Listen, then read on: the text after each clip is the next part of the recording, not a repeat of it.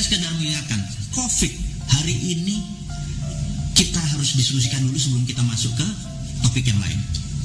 COVID ini begini, terlepas dari Anda percaya bahwa COVID itu konspirasi atau COVID itu biologi, out of control, gitu ya, terserah.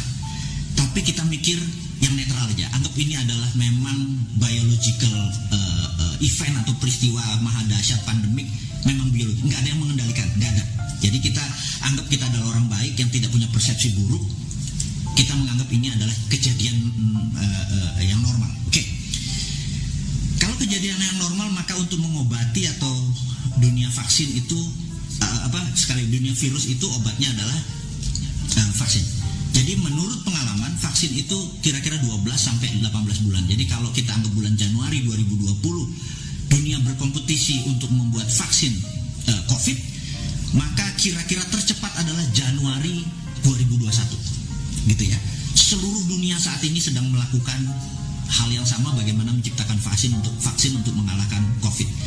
Jadi kalau 2021 katakanlah negara Prancis atau katakanlah Singapura duluan ternyata menemukan COVID tersebut, vaksin COVID tersebut. Jadi begitu dia menemukan di Januari 2021, kemudian dia akan mencetak secara komersial. Jadi dia akan membuat pabrik, dia akan menambah produksi dan lain sebagainya. Kira-kira tambah 6 bulan. Jadi Juli 2021 baru vaksin itu untuk negaranya dan daerah sekitarnya. Dan kira-kira untuk merata di seluruh dunia atau the rest of the world, ini kira-kira memakan waktu sampai Desember 2021. Sahabat semua, Desember 2021 itu waktu yang lama. Ingat, baru 6 bulan aja dari Januari sampai sekarang. Zara salah satu, ini baju Zara rasanya. Zara sudah menutup 1.200 outletnya di seluruh dunia.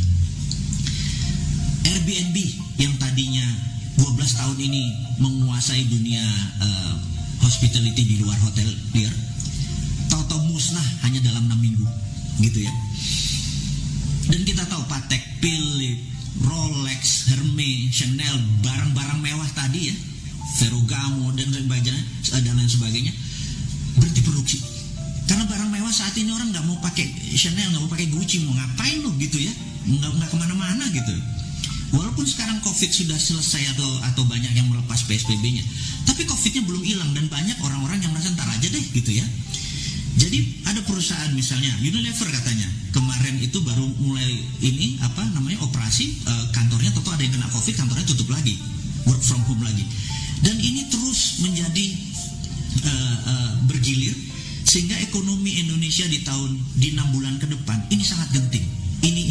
Ini akan menjadi downtrend turun. Jadi saya mengingatkan sahabat semua, kalau Anda punya uang jangan invest dulu, ganti ke dolar atau ganti ke emas gitu ya, terutama emas. Hati-hati, jangan ini tanahnya murah, dia punya di bank nih harga 200 juta nih, cuma sabar 6 bulan lagi jangan tinggal 50 gitu ya, sabar. Sekali lagi saya hanya mengingatkan bahwa ini worst scenario, mudah-mudahan tidak terjadi. Jadi apa yang terjadi kalau shit happen, Anda udah punya plan B-nya.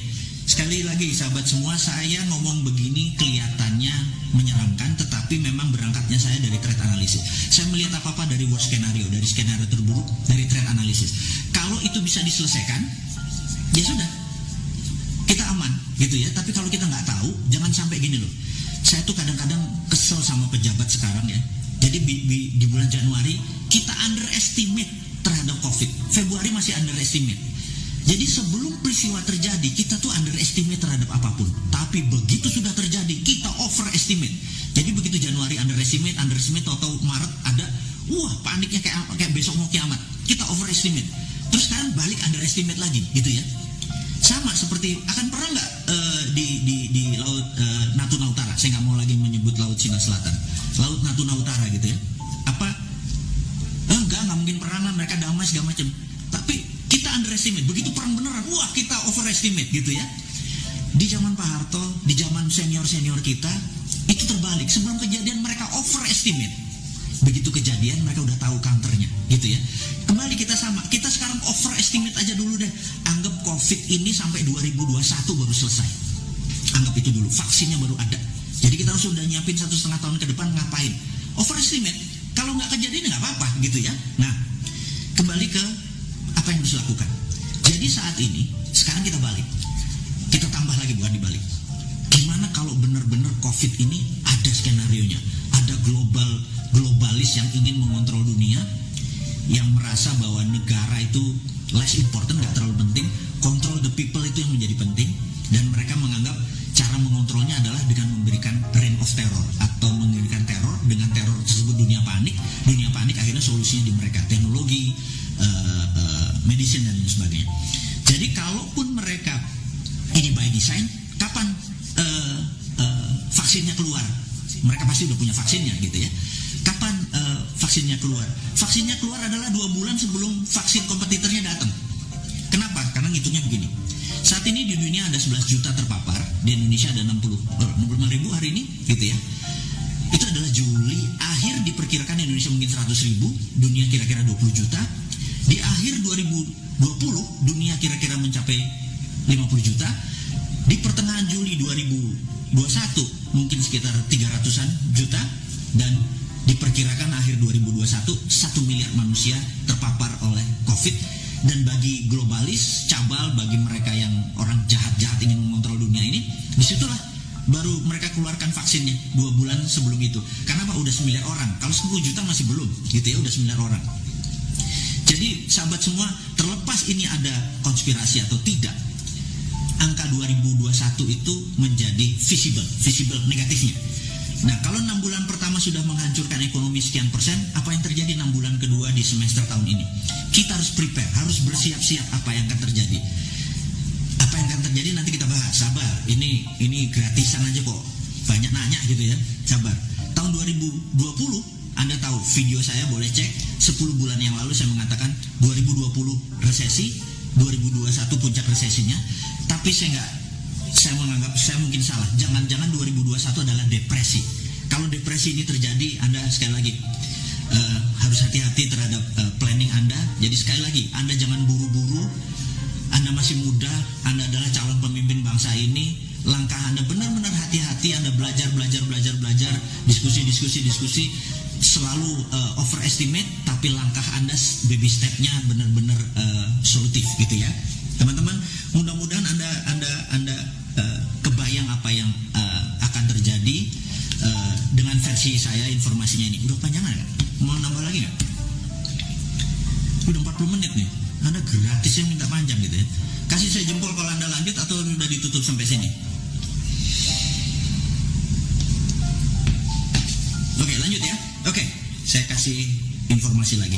Jadi kalau minggu kemarin kita bicara tentang MMT, Modern Monetary Theory, dengan SWF, Sovereign Wealth Fund, di mana kita udah punya contoh waktu itu kuda laut, kita pakai di zaman Pak Ibnu Sutowo, sekarang review aja.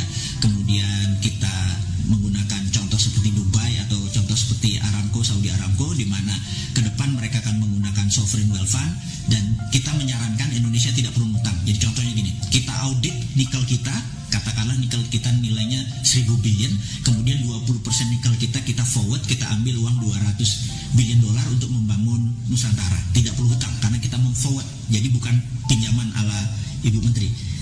Ini beda. Karena ini kan negeri Sontoloyo ya, bukan negeri yang di seberang itu.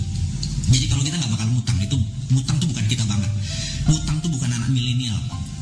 Anak milenial tuh cash gitu ya. Karena kita kaya, benar nggak? Ngapain ngutang? Terus kedua adalah mengenai printing money. Printing money ini menjadi penting. Jadi kita tahu generasi tua di atas kita ini takut sekali sama namanya inflasi, karena mereka pernah merasakan susahnya inflasi. Atau negara tidak dikontrol seperti tahun 98, inflasi sangat cepat sekali sehingga barang-barang nilainya menjadi tak bernilai. Kemudian juga di tahun 60-an, 66 terutama, itu terjadi hyperinflation di Indonesia. Tapi sekali lagi, karena printing money itu mereka tidak setuju karena itu bisa menyebabkan negara dalam keadaan inflasi. Saya mau menerangkan tentang inflasi dengan cara yang sederhana. Jadi gini, inflasi itu tidak ada selama printing money-nya ada underlying. Ini harus diingat. Jadi saya sekedar mengingatkan sahabat semua, saya ulangi lagi, Anda mungkin pernah dengar, tapi ya biar ilmu ini nancep ke dalam, repetition adalah segalanya. Repeat gitu ya. Jadi keunggulan adalah tidak ada. Keunggulan adalah seseorang yang merepeat sesuatu sehingga menjadi keunggulan. Saya akan repeat lagi. Jadi kita tahu di awal tahun 89 terjadilah dialog yang sangat menarik di mana Deng Xiaoping pada saat itu pemimpin Cina sedang berhadapan dengan demo masyarakat Cina yang pengen menjadi negaranya menjadi demokrasi. Kemudian ada 11 jenderal dari Partai Komunis Cina yang menghadap Deng Xiaoping bilang lebih baik kita tidak menjadi negara demokrasi, mereka kita babat. Tapi kalau Anda memilih demokrasi, Anda memilih memenangkan perjanjian seperti dengan Ronald Reagan. Jadi waktu tahun juga ada perjanjian dengan Ronald Reagan itu jadi Cina 40 tahun kemudian menjadi negara demokrasi. Kami bersebelas tebas saja lehernya gitu ya. Kami nggak usah ngikutin. Deng Xiaoping sangat dilema. Kemudian putusannya adalah dia memilih sahabat dia, jenderal yang 11 itu. Kemudian dia libas itu demonstran dan Cina menjadi negara tertutup. Kemudian dia fuck IMF, fuck World Bank. Dia udah nggak butuh gitu ya. Baik. Akhirnya mereka ber-12 rapat dan rapat ini menjadi sangat fenomenal karena ada sebuah tagline yang saat ini masih ada, yaitu hari itu, momen itu adalah ada sebuah kata-kata ya namanya the secret meeting that changed China. Disitulah adalah masa meeting rahasia yang merubah Cina sampai sekarang, yaitu mereka menggunakan dua currency, satu renminbi, satu yuan. Yuan untuk di luar China, renminbi di dalam Cina. Renminbi dicetak berdasarkan proyek. Nah, saya memberi contoh nih ya, gimana caranya pada saat misalnya si Sontoloyo ini jadi presiden. Contoh ini ya, jangan ngarepin, saya nggak akan pernah mau. Jadi contoh, jadi gini. Jadi suatu hari Menteri PUPR datang, lapor Pak Presiden kita perlu bangun 1 juta rumah. Oke? Terus Menteri BUMN, Anda perlu berapa? Perlu 100 triliun Pak. Oke, Menteri Keuangan print 100 triliun, kasih Menteri BUMN.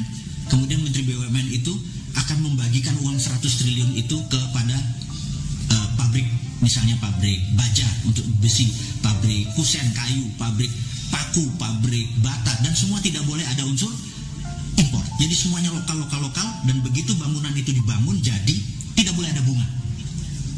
Orang bayar tidak boleh ada bunga. Kemudian tidak boleh harga dinaikkan. Jadi misalnya 1 meter persegi dari bangunan tersebut adalah 3 juta per meter, makanya 100 meter persegi ya 300 juta. As it is. Kemudian begitu masyarakat membeli, uang itu diambil, Menteri BUMN kasih ke Menteri Keuangan. Setiap uang masuk bakar, setiap uang masuk bakar. Kemudian 5 tahun kemudian begitu gedung jadi, gedung itu dibeli oleh masyarakat, uangnya masuk lagi, bakar senilai yang sama. Apa yang terjadi? 100 triliun tersebut dibakar. Kemudian underlay-nya adalah perumahan yang 1 juta unit tadi. Invasinya di mana? Nggak ada. Itulah yang dibangun oleh Cina. Kenapa Cina segitu besar? Jadi Cina membangun itu berdasarkan proyek. Print renminbi proyek. Dulu renminbi dan yuan itu benda yang berbeda. Tapi sekarang 30 tahun kemudian renminbi dan yuan satu. Udah nggak kita bicarakan lagi. Nah, kemudian begitu Amerika saat ini perang sama Tiongkok, apa yang dilakukan oleh Amerika? Amerika bisa melakukan dollar reserve value. Apa itu dollar reserve value? Dollar reserve value itu begini. Cadangan devisanya Cina berupa dolar sekitar berapa? 2 triliun dolar atau 2000 billion. Apa yang terjadi kalau dolar dipotong jadi separuh sehingga nilai devisa dia menjadi separuh? Indonesia yang 130 billion dolar dipotong separuh, bubar Indonesia ini langsung, nggak bisa beli minyak, nggak bisa beli pangan dan lain sebagainya. Jadi sangat sensitif begitu devisanya dipotong. Apa yang Cina lakukan saat ini? Dia menciptakan e-renminbi. E-renminbi ini adalah digital renminbi, new printing money. Jadi Amerika mau potong separuh, bodo amat, gue udah punya, gitu ya. Nah, jadi saya sarankan kepada Pak Presiden, teman-teman kita sepakat di Republik Sontoloyo ini untuk mengingatkan Presiden kita di negara tetangga itu bahwa kalau mau keluar dari masalah bangsa Indonesia, print money, gunakan e-rupiah. Base-nya apa? Kalau e-rupiah kan digital, gunakan blockchain. Karena blockchain itu kan trusted open ledger, sehingga uang keluar kemanapun bisa. Waktu kita menganggap ini sudah cukup beredarnya, kita tarik kembali dengan strategi blockchain, ya ketarik juga, sehingga tidak ada invasi. Inilah solusi untuk menolong bangsa ini untuk menjadi bangsa yang besar, melebihi Tiongkok, melebihi Amerika dalam waktu sekejap. Jadi hater dan buzzernya Bosman itu adalah kaki tangannya Amerika dan Tiongkok yang tidak pengen Indonesia berdaulat. Dan sahabat semua, Anda jangan takut tuh proyek ini dikorup. Anda itu berpikir kuno. Kalau ada berpikir, oh nanti gimana dikorup? Nggak mungkin dikorup karena ini pakai blockchain. Dan nggak mungkin dikorup karena ini ada underlaying-nya. Sekali lagi sahabat semua, lupakan cara berpikir lama, lupakan inflasi, lupakan itu namanya dikorup segala macam. Ini blockchain. Dan strategi ini simple, negara tidak usah menggunakan infrastruktur yang lama, gunakan infrastruktur yang baru. Gunakan infrastruktur yang baru. Caranya bagaimana? Saya punya sahabat, saya punya sahabat begini. Sahabat saya manggil Kak Camah, dia usianya mungkin 15 tahun di atas saya. Kakak saya ini seorang wanita yang punya masalah di otaknya. Jadi kalau ternyata pas di CT scan itu ada blocking di kepalanya. Jadi tapi kalau dia dioperasi itu kemungkinan selamatnya cuma 30%. Jadi sementara kalau dia lagi kesakitan, itu painkiller termahal pun tidak bisa menyembuhkan rasa sakitnya. Jadi apa yang terjadi? Begitu dia sakit, dia bisa pingsan. Kemudian gimana solusinya? Dia dioperasi, chance peluangnya kecil, sementara di kepalanya ada blockage atau pemblokan. Jadi kalau di jam 9 malam dia mulai ngebatik, pakai canting dia ngebatik gitu ya. Tidur jam 3 pagi atau habis subuh dia baru tidur. 2 tahun kemudian dia merasa heran, kok pusingnya atau penyakit kepalanya enggak hilang gitu ya. Kemudian dia ke Singapura untuk CT scan. Sahabat semua, apa yang terjadi? Allah itu luar biasa. Jadi ini otaknya dan jaringan saraf yang keblok tadi, tahu-tahu tumbuh jaringan baru, masih kecil. Itulah yang membuat solusi sehingga dia bisa normal kembali gitu ya. Jadi dia menciptakan saraf baru. Nah, pada saat ini Indonesia seperti bloknya otak tadi. Kalau pakai cara yang lama nggak selesai negara ini. Jadi apa solusinya? Solusinya adalah gunakan jalur baru. Lupakan yang lama, biarin yang lama, biar orang yang lama, yang politikus apa segala macam biar di sini. Kita yang muda-muda gunakan jalur baru. Itulah yang akan kita lakukan segera, gunakan e-rupiah. Jadi sahabat, rasanya kalau bisnis seperti apa yang kita sebut tadi atau ekonomi sebut tadi kelihatan gampang. Sesungguhnya segampang itu. Yang dibikin rumit itu mereka supaya kita anak muda atau Anda, bukan saya udah tua. Yang anak muda seperti kalian semua itu tidak mau mengelola negara ini. Sahabat, adik-adikku, ambil 4 tahun lagi Anda yang harus berdaulat. Kalau ini nggak dipakai juga e-rupiah, kita tunggu 4 tahun lagi dengan sabar. Saya kasih itu semua dan jangan harap saya minta posisi. Anda yang lebih berdaulat. Saya cuma mau ngewirit jagongan aja lah, makan jagung di rumah, guyang-guyu, ketawa-ketawi. Itu membuat umur saya mungkin jadi 100 tahun. Daripada saya harus berada di tengah-tengah Anda yang muda-muda, saya malu gitu ya.